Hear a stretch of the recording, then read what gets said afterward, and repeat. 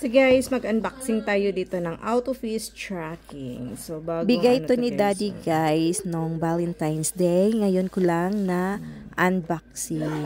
Sabay tayo guys, buksan natin. Okay, let's go.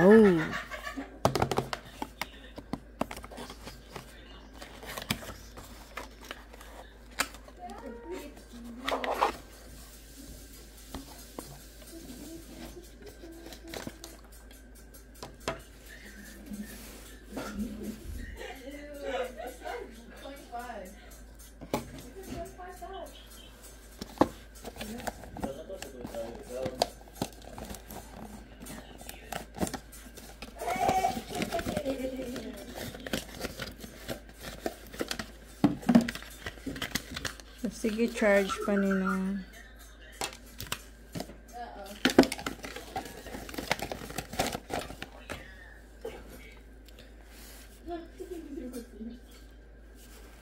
Saan siya?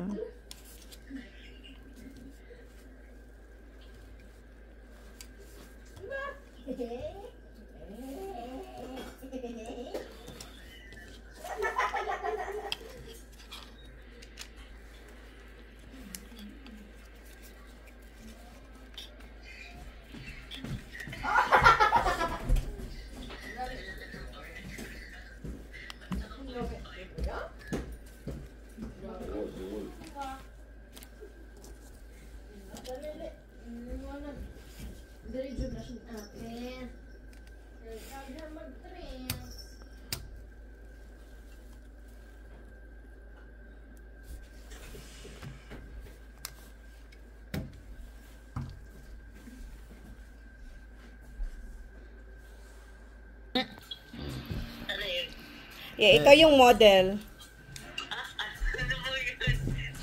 So, ayan, umikot ka.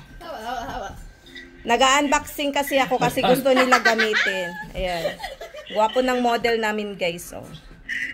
Dapat ka naka-follow kayo dyan kasi ang gwapo. Ito tuyok mo. Yan na. Ito tuyok. Kinsa may gisunod ani? Ikaw. Oh. Okay, tatakan. Tuyok mo dito. Okay.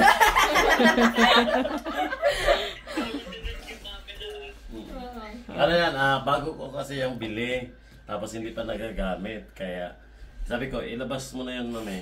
Kasi binigay ko sa mami nila. Sabi ko, ilabas mo na para magamit kung para ganyan. Nakakatuwa, sinusundan-sundan.